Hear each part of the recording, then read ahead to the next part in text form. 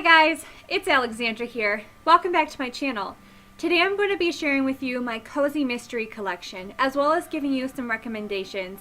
These recommendations are going to be good for those of you who are just getting into reading cozy mysteries, or maybe you've been reading them for a little while, but you're looking to experience some new series or authors, and I hope to be able to give you some good suggestions today. I'm also going to be sharing with you a little bit about what cozy mysteries are, because it's a genre that not as many people read from, and I think the name cozy mysteries can be a little bit confusing to those who are not familiar with these kinds of books. Okay, so what is a cozy mystery? So basically they're referred to as cozy mysteries because any of the kind of promiscuous activity or the violence of the crime is really downplayed. It's going to happen off screen, so to say. You're not going to be reading a blow-by-blow of the crime, nor are you going to be reading any kind of explicit sexual content or anything like that. So with that in mind, they're the kinds of mysteries that a broad age range can sit down and enjoy. If I were to equate a rating with these books, I would say they range anywhere from a PG movie kind of rating to a PG-13 movie rating, and where the books fall in that range really depends on the author, the series that the author is writing in, as well as sometimes just the book itself. It can vary from book to book a little bit in a series. It's not going to vary too much from book to book. The authors tend to stay in a general kind of area with where they're writing, whether it be PG or PG-13. And really what I find slides the books up and down this scale is really more of the coarse language that's used. And for me, I find that none of the cozy mysteries I have ever read truly have a copious amount of coarse language. It's just that some have no coarse language whatsoever and some have a little bit more. Those series, I think, are better suited for slightly older readers of cozy mysteries, but obviously whatever works for you is what you should read. If you're a younger person, just make sure you're checking in with your parents and guardians, whoever that may be, to make sure that you're reading content that they are okay with you reading. As an adult, I think it's just all about going and trying out many different authors until you find a level of cozy mystery that you're happy with and that you really enjoy reading. Another defining feature of a cozy mystery is that I would say 99.99% of them are associated with a particular hobby, a career, or activity, meaning that during the series, that hobby, career, or activity is referenced throughout. For example, the Hannah Swensen series by Joann Fluke focuses on our main character Hannah, who runs a bake shop. And so throughout the entire 20-plus book series, the constant career and theme or activity is baking. So there's recipes throughout. There's constant references to baking and trying out new cookie recipes and things like that. And the cool thing about cozy mysteries is that there's basically a series out there for everyone. So if you like scrapbooking, you're going to be able to find a cozy mystery series that talks about that. If you like cooking, you can find a series that talks about that. If you like books, if you like tea, there's cozy mystery series that have those hobbies, careers, or activities woven throughout all of the books. So that is a really cool feature about cozy mysteries, and it's definitely something that drew me to the series and has kept me reading them for this long. Now it is time to show you all of the books in my cozy mystery collection and give you some recommendations. These recommendations are going to be some of my favorite books from these different series, as well as just books from these series that I think will help you get into cozy mysteries in general. The first series I'm going to show you is the Hannah Swensen series by Joann Fluke. I do not own all of these books in physical copy, but I have read all of them. The first is Chocolate Chip Cookie Murder, Strawberry Shortcake Murder, Blueberry Muffin Murder, Lemon Meringue Pie Murder, Sugar Cookie Murder, Peach Cobbler Murder, Devil's Food Cake Murder, Plum Pudding Murder, Creampuff Murder, Carrot Cake Murder, Candy Cane Murder, Cherry Cheesecake Murder, Red Velvet Cupcake Murder, Blackberry Pie, Double Fudge Brownie, Wedding Cake, Christmas Caramel Murder. And then last but not least so far in this series is Banana Cream Pie Murder. My suggestions from this series would be Chocolate Chip Cookie Murder, which is the very first one. I think that this is a good one to start off with this series because it really gives you a sense of the characters, and it also really is just a good story. It's definitely a great mystery novel, and I think that you'll enjoy it a lot. My other suggestion from this series is Creampuff Murder, which this is actually, I think, the 10th book in the series, but it is the first Hannah Swensen book I ever read. This is definitely a cozy mystery series that you can jump around a little bit when you're first getting into it to see if you like it, and then if you do, I highly suggest going back and starting from the beginning so that you don't spoil any character developments or anything like that. But I started with this and it was the one that got me into this series.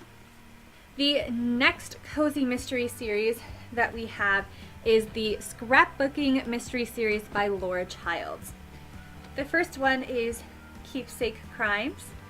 Then we have Photo Finished. Next, Bound for Murder. Motif for Murder.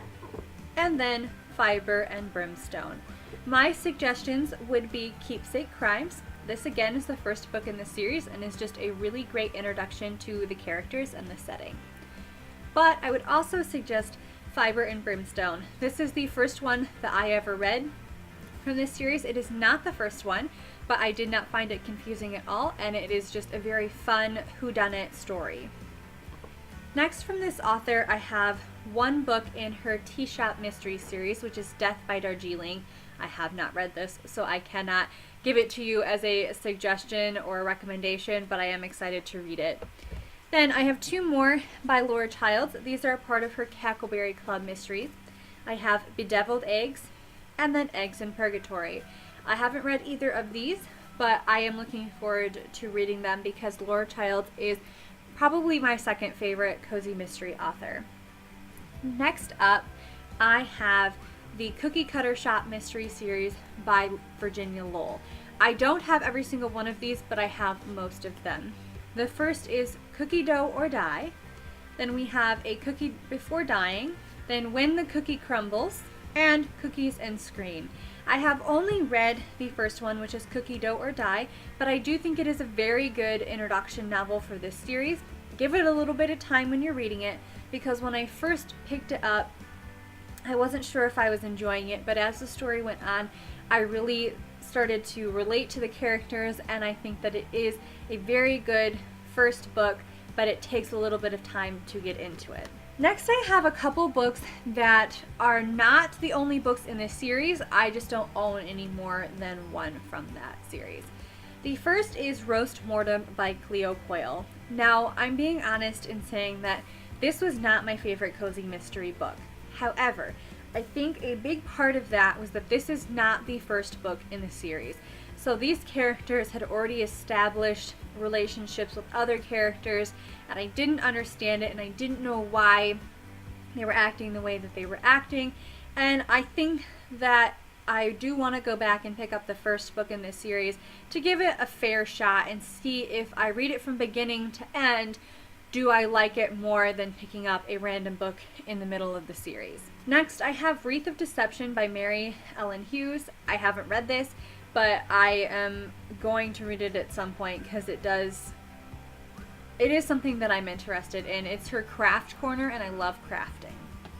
Next, I have Death by Pumpkin Spice by Alex Erickson. I actually thought this was the first book in a series, but it's not. I got it in a Barnes & Noble sale, so I'm going to go back and try and pick up the first in this series. For some reason with this, I feel like it will benefit me to go back and read it from start all the way through to this book before just jumping into Death by Pumpkin Spice. Next, I have two books that are first books in new series. The first is Assaulted Caramel by Amanda Flower, and then I have Needed to Death by Winnie Archer.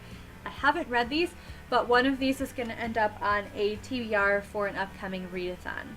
I have the Goldie series here by Diane Mott Davidson. I do not have all of the books, and this is one that I have definitely popped in and out of this series and read it out of order the entire time that I've been reading it. I enjoyed it a lot, but I never went back and started from the beginning once I realized that this was something I was interested in reading. But I have Chopping Spree, Double Shot, Dark Tort, Fatally Flaky, and then Crunch Time. My suggestions would be Fatally Flaky or Dark Tort. I read Fatally Flaky first. It was very entertaining. I was hooked and I really loved it. Also, these are slightly chunkier cozy mysteries than normal, which is kind of fun because they take a little bit more time to build up the story, and it's just a really interesting read.